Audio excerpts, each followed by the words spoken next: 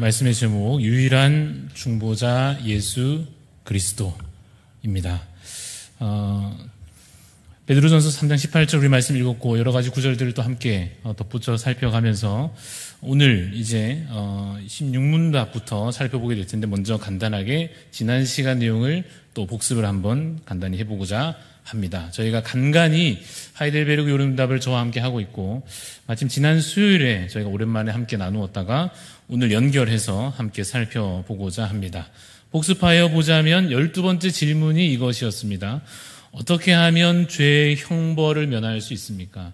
그 앞의 내용을 저희가 다 복습하지 않더라도 이 질문의 의도는 하나님의 그 철저하신 그 의로우심의 기준 앞에서 하나님의 그 거룩하심 앞에서 그래서 우리가 그 심판하심을 면할 수 없다는 사실을 깨달을 때쯤 이 질문에 이르게 될 것입니다. 어떻게 하면 그 죄의 형벌을 면할 수 있습니까? 우리가 어떻게 하면 그 죄와 사망 가운데서 다시 하나님의 은혜로 회복되어져 갈 수 있습니까? 라고 하는 그 희망을 간구하는 질문인데요. 그 답은 이와 같았습니다. 무엇이었는가 하면 죄값이 완전히 치러져야 한다. 라는 것이었습니다. 죄에 대한 것이니 그 죄의 형벌에 대한 것이니 그 형벌이 완전히 다 이루어져야 그 죄값이 완전히 치러져야만 그 다음으로 이제 우리가 그 죄에서 자유함을 얻을 것이요. 그래서 죄에서 자유함을 얻어서 하나님의 은혜 안에 거하게 될 것이다 라고 하는 의미의 답이 될 것입니다. 복습이니까 계속 가보겠습니다. 13번째 하이델베르그 요름문답의 13번째 질문은 이것입니다. 우리가 그러면 자신의 죄값을 스스로 완전히 치를 수 있습니까? 답은 뭐였습니까? 있습니까? 없습니까? 그럴 수가 없지요. 내가 어떻게 감당해 보려고 갚아야 된다고 하니까 그럼 나에게 혹시 그 갚을 능력이 있는가를 질문해 보았는데 갚을 능력이 있습니까? 없습니다. 오히려 그 다음 문장이 또 중요했습니다. 오히려 뭐 할 뿐이지요? 죄를 더 쌓을 뿐입니다. 그래서 저희가 도미노 이야기를 잠시 했습니다. 지나가다가 열심히 쌓고 있는 도미노를 괜히 실수로 건드려가지고 조금 무너뜨려가지고 죄송해요 미안해요 하면서 괜히 제가 뭐 이렇게 쌓아볼게요 하다가 손 대면 될수록 어떻게 된다고요? 더 망가지고 더 무너지는 더 민폐가 되는 것과 같이 우리가 내 죄에 대하여 뭔가 갚아보려고 말입니다. 내 죄를 내가 어떻게든 이것을 해결해 보려고 하는 어떠한 수고나 어떠한 연구나 어떠한 고행이나 그 어떠한 봉사나 그 무엇이라 할지라도 어떻습니까? 하나님의 은혜에 거하기 전까지 스스로 이걸 감당하려 할 때 그 인간적인 능력과 한계로서는 오히려 뭐 할 뿐입니까? 죄를 더 쌓을 뿐. 도미노 막 더 손 댈수록 더 무너뜨려 놓는 것 같은 어리석음과 실수를 더 반복하게 될 것이다. 그래서 이어지는 질문은 이것이었습니다. 그러면 나는 안 되니까 혹시 다른 곳에 답이 있을까 하여 다른 그런 피조물 중에서 혹시 사람이나 동물이나 뭐든 간에 우리의 형벌에 대해서 이 영원한 형벌을 대신 갚아줄, 대신 감당할 존재가 혹시 없습니까? 있습니까? 없습니까? 없어요. 없습니다. 사람 중에 누가 뛰어난 것 같아도 그가 우리의 중보자가 될 수 없습니다. 동물 제사가 그렇죠? 하나님께 드리는 속죄 제물이 뭔가 의미 있었던 것 같지만 그것은 무엇이라고 했습니까? 부분적일 뿐이요, 일시적일 뿐이요, 또한 상징적일 뿐이요. 그러한 사실은 온전한 해결책은 결코 그것이 우리의 죄를 대신 감당해 줄 수 있느냐?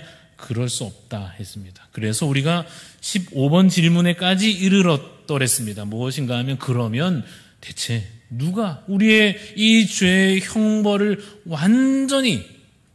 완전해야 되니까 완전히 감당하실 수 있습니까? 우리 노란색 글씨는 같이 한번 읽어보겠습니다. 시작. 참 인간이고 의로우시며 또한 참 하나님이시고 모든 피조물보다 능력이 뛰어나신 분. 여기 핵심은 두 가지입니다. 참 인간, 참 하나님. 참 사람이시며 동시에 참 하나님이신 분. 그가 무엇입니까? 우리의 중보자가 되실 수 있다. 이 죄의 형벌을 완전히 대신 감당하실 수 있다 했습니다. 이제 오늘 내용으로 와서 16번째 질문에 이르렀습니다. 질문 한번 읽어보겠습니다. 시작. 중보자는 왜 참 인간이고 의로운 자여야 합니까? 이것은 두 가지 질문으로 되어 있지요. 중보자가 왜 참 인간이어야 됩니까? 라는 질문이 있고, 또 뒤이어서 중보자가 왜 의로운 자여야 됩니까? 이것을 하나씩 살펴보도록 하겠습니다. 중보자가 왜 사람이어야 될까요? 왜 참 인간이어야 될까요? 이렇게 설명합니다. 뭐라고 하는가 하면, 죄를 누가 지었습니까? 인간이 지었습니다. 아담이 죄를 지었고 우리 자신이 또한 범죄하였습니다. 그래서 우리가 이 통틀어 말하자면 사람이 지은 죄입니다. 그러면 누가 그 값을 치러야 마땅합니까? 사람이 그 값을 치르는 것이 마땅합니다. 이것이 의로운 것이고 뭔가 제대로 갚아지는 것이죠. 조금 더 쉽게 설명해 보자면 이렇게 설명할 수도 있을 것입니다. 생명의 값이 있다고 우리 만약 가정한다면 우리의 죄에 따라서 우리의 생명을 바쳐야 하는 것 아닙니까? 내 죄의 형벌이 무엇입니까? 사망에 내가 이르는 것이죠. 내 그냥 몸이 죽는 정도가 아니라 영원한 죽음과 그 사망에 처하는 것이 내 죄의 결과입니다. 그러면 그러한 이 생명값을 따질 때 사람과 동물의 생명값이 같으냐? 다르다라고 하는 것이죠. 또 다른 예시로 천사는 어떤가? 천사가 혹시 우리의 죄를 대신 갚아줄 수 있는가? 굳이 따진다면 생명값을 따진다면 이게 어찌 같겠는가? 다르니까 그렇게 갚을 수 없다. 이렇게 설명을 할 수 있을 것이요. 그래서 결국은 따져보니 사람이 지은 죄의 그 값을 사람이 갚는 것이 정당하다라는 것입니다. 그것이 옳다는 것입니다. 그래서 우리 아까 읽은 대로 인간이 지은 죄이므로 인간이 그 값을 치르는 것이 무엇입니까? 하나님의 뜻입니다. 하나님의 의로우심의 기준에 맞아지는 것입니다. 그래서 그 의미를 보여주는 한 가지 구절이 있습니다. 고린도전서 15장에 있는데 같이 한번 읽어봅시다. 시작. 사망이 한 사람으로 말미암았으니 죽은 자의 부활도 한 사람으로 이게 맞다 이 말이에요. 사람이 지은 죄, 사람이 벌을 받아야 되는 거죠. 사람으로 말미암아 임한 그 사망, 죽은 자의 그 부활도 사람으로 말미암아야 된다라고 이것을 보여주고 있습니다. 그래서 이것을 좀 어려운 표현처럼 느껴질 수 있는데 뭐라고 표현하는가 하면 이렇게 딱 맞는 것이 하나님의 의가 충족된다. 다시 말하면 하나님의 의는 매우 높은 기준과 같았습니다. 적당히가 없다 그랬습니다. 우리가 죄를 지었는데 적당히 넘어가 주시는가? 그런 건 없다고 했습니다. 철저하게 그 죄에 대해서 갚음이 있어야 한다 했습니다. 그래서 갚으려면 어떻게 해야 되냐면 하나님의 그 높은 의의 기준에 온전히 합하여야 그 죄가 갚아지는 것입니다. 그런데 사람이어야 사람으로서 그 값을 대신하여야 그 하나님의 의가 충족되는데 이걸로 충분하냐? 그럼 사람이면 되느냐? 그런 건 아니고 여러 남아있는 조건들이 있는데 그 중에서 한 가지 꼭 있어야 되는 필요한 조건이 무엇이냐면 일단 사람이어야 된다는 거예요. 그러니까 사람이 아니면 안 된다는 것입니다. 그럼 사람이면 되느냐? 사람으로 충분하냐? 그렇지도 않습니다. 아까 사람이어야 하고 또 한 가지 두 번째 뭐였죠? 중보자는 왜 의로운 자여야 됩니까? 여러분 우리는 의롭습니까? 의롭지 않습니까? 우리 자신이 태어났을 때 의로운 자로 태어납니까? 의롭지 않은 자로 태어납니까? 의롭지 않은 자로 태어납니다. 원죄로 말미암아 그 죄를 갖고 태어납니다. 태어나는 모든 사람, 모든 인간은 죄인으로 태어납니다. 그러면 우리는 중보자가 될 수 없습니까? 그렇죠. 왜요? 의로운 자여야 합니다. 왜 그러냐 하면 이렇게 답합니다. 죄인은 다른 사람의 죄값을 대신 치를 수가 없다는 거죠. 당연하죠. 왜 그렇습니까? 자기 죄값도 치를 수 없는, 그렇지 않습니까? 죄인이니까 자기 죄값이 있을 텐데 그것을 스스로 자기 죄의 문제도 해결해내지 못하는 자가 어찌 다른 사람의 죄의 값을 대신 감당할 수 있느냐? 그럴 수는 없다 하는 것입니다. 이분들은 뭐 하시는 분이죠? 네, 우리 바다에 가면은 물놀이하고 누가 막 물에 빠져서 허우적될 때 이분들이 빨리 와서 구조해 주겠죠. 그렇죠? 그러니까 남을 구조해 주려면 일단 자신도 구명조끼도 안전하게 입고 이분들은 수영 훈련도 굉장히 많이 받으셨겠죠. 그리고 빨리 가야 되고 안전하게 가야 되니까 어떻게 가십니까? 이 제트스키 같은 걸 타고 수상 오토바이 같은 걸 타고 막 빠르게 가죠. 이게 당연한 것이죠. 예를 들어서 내가 저 물에 빠진 사람을 구해주고자 마음은 그런데 본인이 더 수영 못해가지고 본인이 막 허우적대면서 나도 죽겠다고 날리면 그 사람이 옆 사람을 구조해 줄 수 있느냐? 말이 안 된다는 것입니다. 그러니까 죄인이 다른 사람의 그 죄값을 치를 수 없다. 또 다른 비유로 여러분 지금 지갑을 갖고 계신지 모르겠습니다. 요즘 누가 현금을 가지고 다니겠습니까? 그렇죠. 그런데 우리가 이 빈 지갑을 보면 뭔가 마음이 헛헛할 수도 있는데 좀 심하게 말하면 파산한 거죠. 파산한 사람이 내가 가진 돈이 이제 하나도 없고 이미 내가 갚아야 될 돈도 못 갚은 그 사람이 다른 사람의 빚을 갚아줄 수 없는 것과 같다는 것입니다. 자, 고린도후서 5장 21절에 그래서 이렇게 말씀하십니다. 하나님께서 우리를 대신하여 누군가를 죄로 삼으신다. 죄로 삼는다는 말의 의미는 무엇인가 하면 죄를 대신 감당하게 한다 이런 뜻입니다. 죄의 짐을 그 사람한테 얹어 놓는다 이 말입니다. 하나님께서 우리를 대신해서 누군가를 죄로 삼으실 것입니다. 그에게 우리의 죄를 담당시키실 겁니다. 근데 그가 누구냐 하면 노란 글씨로 뭐라고 되어 있습니까? 죄를 알지도 못하시니 그러면 죄가 있습니까? 없습니까? 없죠. 그러니까 죄가 없으신 분을, 죄가 없는 자를 우리를 대신하여 죄로 삼으십니다. 왜 그렇게 하신다고요? 그 밑에 있죠. 우리로 하여금 그 안에서, 그분 안에서, 우리 대신 죄를 짊어지는 그분 안에서 우리가 하나님의 의가 되게 하시려고, 우리가 하나님의 의를 충족하는 자가 되게 하시려고, 우리도 감히 죄인이었던 우리가 하나님 앞에 의로운 자 되게 하시기 위해서 그렇게 하신대요. 어떻게 하신다고요? 죄를 알지도 못하는 자를 대신하여 세우십니다. 의로운 자.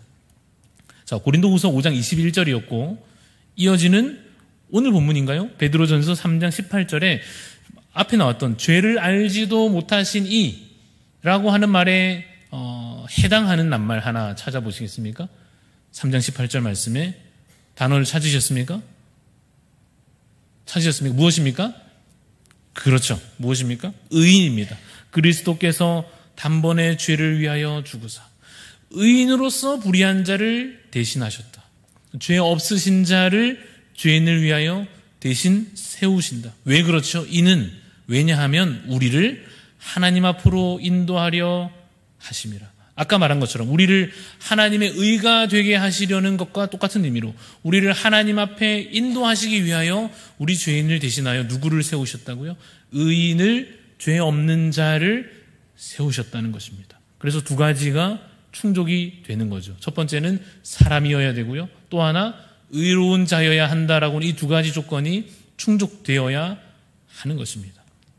그걸로 충분하냐? 그걸로 충분하지도 않아서 17번으로 이어집니다. 중보자는 사람이기만 하면 되느냐? 아닙니다. 사람이어야 되는데 사람이면서 동시에 하나님이시기도 해야 합니다. 왜 그렇습니까? 답을 한번 읽어봅시다. 두 가지죠. 노란 글씨를 읽어봅시다. 시작.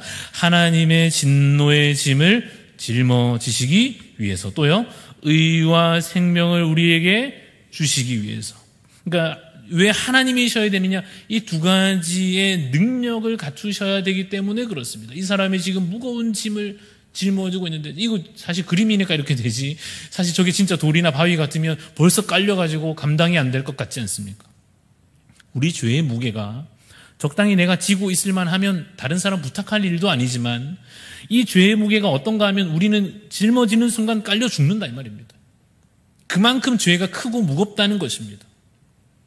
그것을 시편에서 이렇게 노래합니다. 아무도 자기 형제를 구원하지 못한다고요.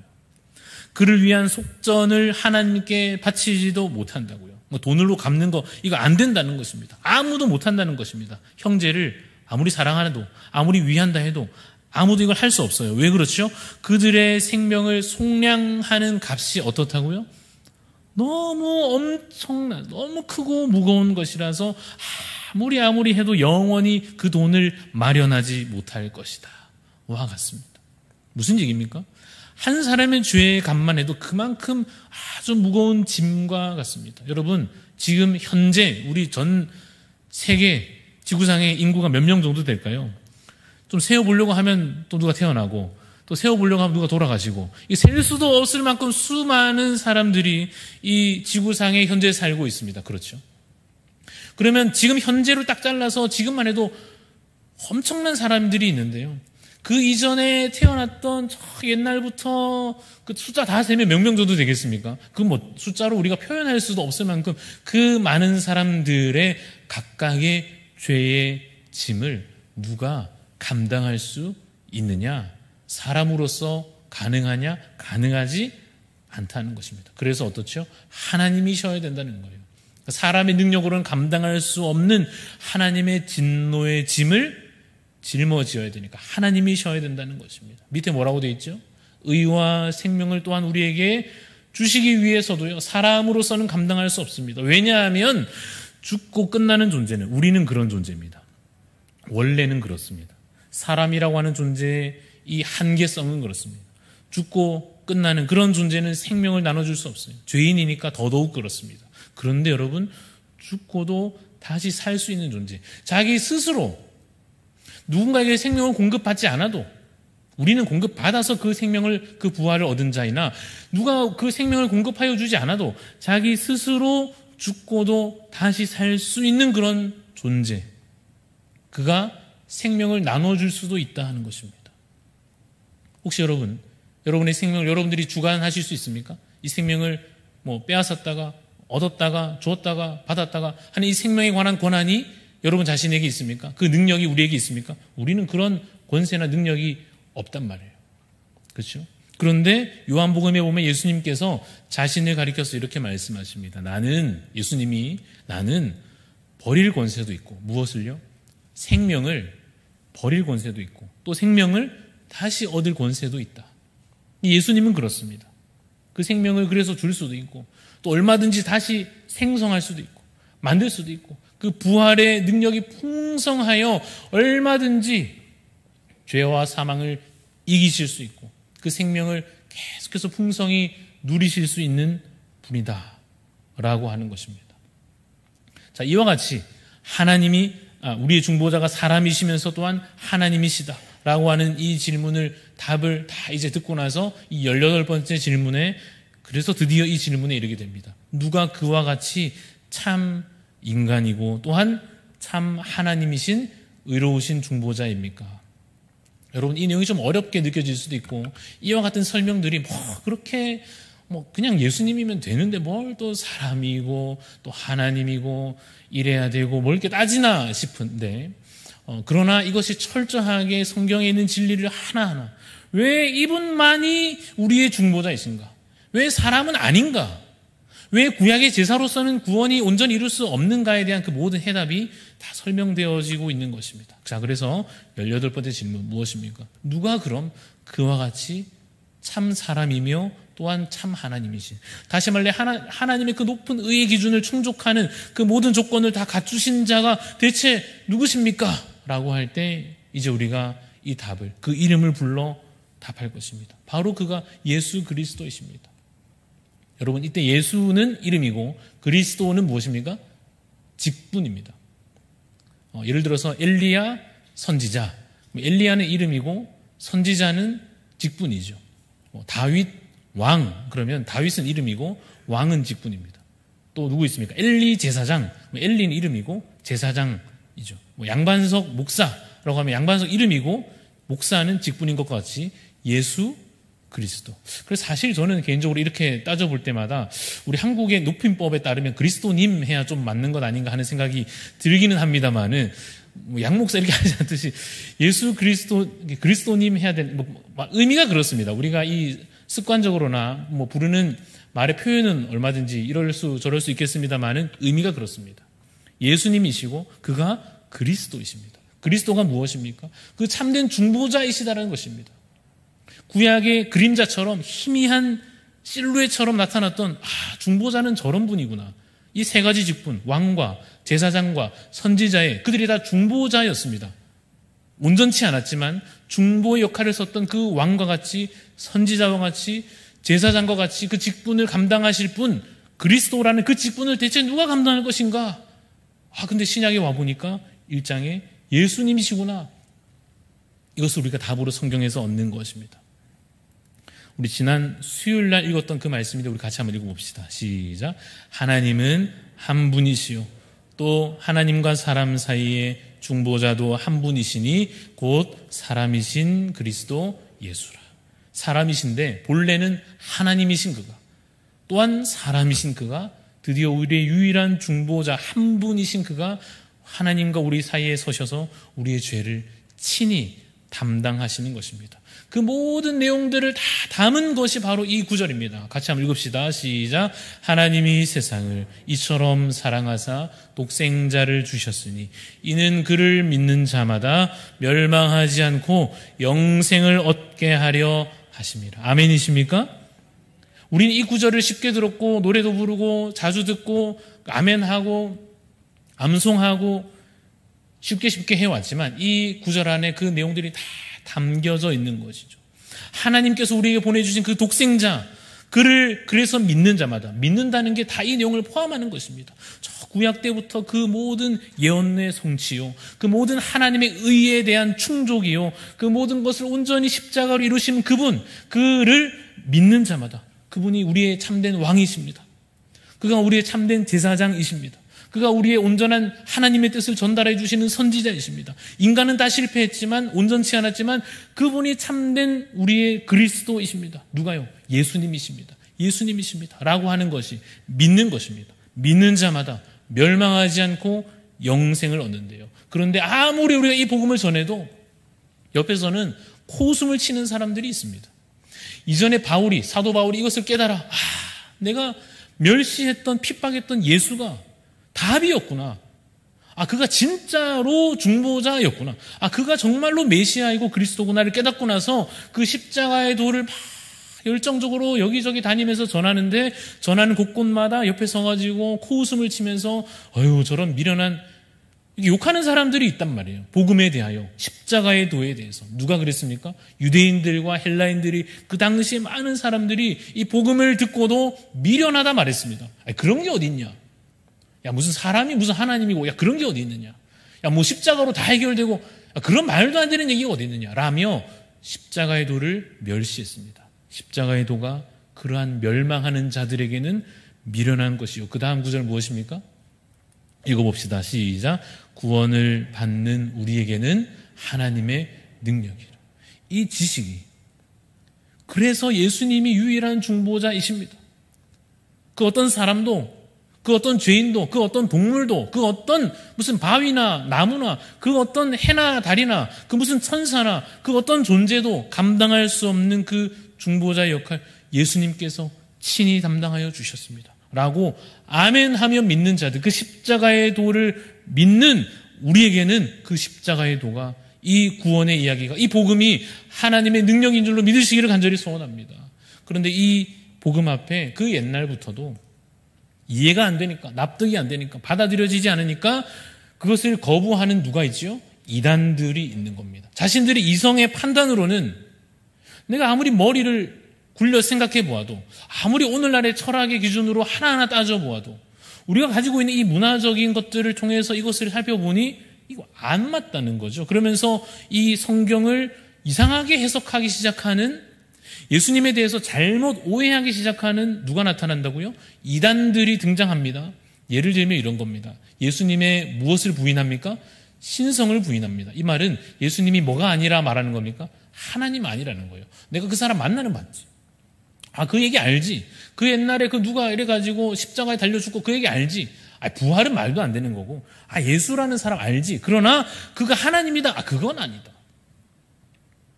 이후에도 예수님 그분 참 대단하신 분이지. 그러나 그가 하나님이냐? 그거는 아니다. 라는 식으로 무엇을 부인합니까? 예수님의 신성을 부인하는 식으로 예수님을 받아들이려 하는 이단들이 나타납니다. 반대로 예수님의 또 무엇을 부인할까요? 이번에는 인성을, 이 말은 사람이심을, 그 말은 하나님을 믿는 것처럼 말하는데, 하나님 거룩하신 분인데 어찌 그가 사람이 될 수 있느냐? 이런 건 있을 수 없다. 어떻게 거룩한 자가 이 불완전하고 속된 인간의, 그런 건 있을 수 없다. 하나님이면 하나님이고 사람이면 사람이고 그래야 되지, 동시에 참 하나님이요 참 사람, 그런 건 있을 수 없다 하며 그냥 하나님께서 그냥 하나님으로 왔다 가신 거다라는 식으로 사람 되심을 부인하는 자들이, 예수님의 그 인성을 부인하는 자들이 나타났습니다. 근데 이걸 부인하면 큰일 납니다. 그렇죠? 우리 다 살펴봤지만 사람 아니면 중보자가 될 수 있습니까? 없단 말이에요. 그래서 이들이 뭔가 예수님을 믿는 것처럼 말하지만, 하나님을 믿는 것처럼 말하지만 아주 중요한 진리의 중요한 부분들을 빠뜨리는 이단이 되고 만 것입니다. 여기서 그치지 않고 지금 오늘날까지도 이러한 예수님의 중보자 되심에 관한 이상한 잘못된 교리들과 사상들과 종교들과 많이 있습니다. 그들은 심지어 또 다른 중보자를 말하려 합니다. 마리아를 어떤 마음으로 어떻게 하는지 아무리 들어도 이해가 잘 안 되는데 아니라 그러고 숭배가 아니라 그러고 우리는 그런 게 아니다 그래서 정말 어떤 마음으로 하는지 제가 잘 모르겠습니다만 만일 정말로 사람을 그가 인품이 아무리 뛰어나든 그게 성경에 얼마 대단한 인물이든 어떻든 간에 만일 사람을 그 중보자의 위치에 두려 하는 순간 그것은 진리에서 어긋나는 것입니다. 맞습니까? 맞습니다. 자, 이분은 뭐 하시는 분일까요? 좀 오래된 그림 같죠? 교황이 중보자가 될 수 있습니까? 교황이 이 교회 지도자가 하나님과 사람 사이에 그 은혜를 전달하고 그 죄를 사하는데 절대적인 역할을 하고 그 사이에 이 교황이 설 수 있습니까? 없어요. 없지요. 우리가 하나하나 살펴봤던 이 성경의 교리에 따르면 절대 불가능한 일인데 이것을 인정했던 시대가 있었고 이것을 인정했던 사람들이 있었고 어쩌면 지금도 그럴지도 모릅니다. 이분들은 뭘 하시는 분들이냐면 이제 사제로 이렇게 안수 딱 받으면서 만약 어떤 종교 지도자가 마찬가지입니다. 중보자가 될 수 있느냐? 하나님과 사람 사이에 그 구원의 은총을 절대적으로 그 권한을 가지고 전달하고 이거 할 수 있는 중보자가 있느냐? 없다니까요. 혹여라도 그러한 자리에 서려 한다면 그 사람도 위험한 죄를 짓는 것이요. 그것을 인정하는 순간 성경의 진리에서 또한 벗어나는 것입니다. 이분들은 누구냐면 그 옛날에 순교했던 그분들의 신앙이 정말 숭고합니다.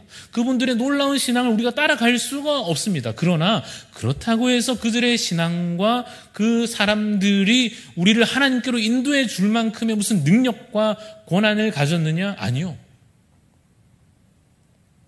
어떤 의미에서 기념할 수 있을지 모르지만 이분들을 통해서 우리가 하나님께 나아가는 것은 결코 아닙니다. 하나만 더 해봅시다.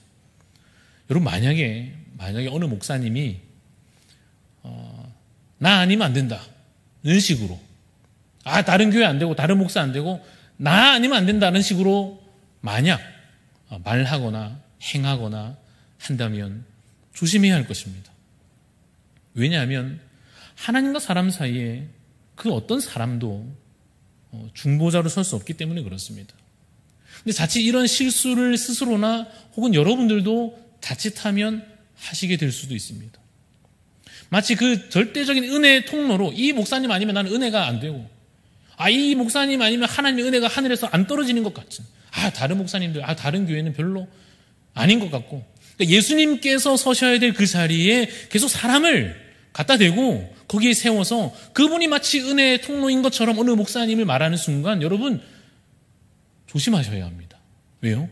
그것은 마찬가지 앞에 우리가 살펴봤던 잘못된 예시들과 같이 똑같은 실수와 잘못을 범하는 것이 자칫 될 수도 있기 때문에 그렇습니다. 당연하죠. 그렇죠. 주의해야 할 것입니다. 그런데 목사님 중보기도는요? 그럼 중보기도는 그러면 어떻게 해요? 중보기도는 해도 되겠습니까? 우리 아픈 사람들을 위해서 우리 낙심한 자들을 위해서 코로나인데 아직도 안 돌아오는 이 장기 결석자들을 위해서 다 같이 중보합시다. 중보자는 우리 예수 그리스도 한 분이신데 내가 뭐라고 중보를 하는가? 그래서 이 기도 이름에 대한 여러 가지 논란도 있었고 좀 여러 가지 의견들도 있었습니다만 이 말을 쓰는 것 자체가 잘못된 것 같지는 않습니다. 다만 우리가 이것을 잘 구분하면 될 것 같습니다. 지금 우리가 이야기하고 있는 하나님과 사람 사이의 그 죄를 대신할 참된 중보자는 예수님 한 분이시고 어떤 그런 마음으로 그러한 마음가짐으로 사랑과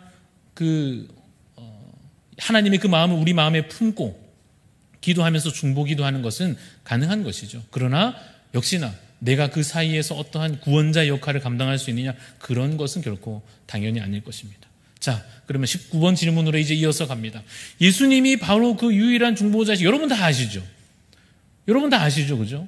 다 아멘 하시고 아실 텐데 어떻게 그럼 알 수 있습니까? 이 지식과 이 성경에 대해서는 아무도 모른다고 가정하면 이것을 어떻게 우리가 알 수 있습니까? 여러분들께 여쭤보겠습니다. 여러분들은 어떻게 알았습니까? 여러분들은 예수님이 바로 그 분이심을 그 중보자이심을 여러분 어떻게 아셨습니까? 교회에서 배웠습니까? 그래서 이 하이델베르그 요리문답에서 이렇게 답합니다.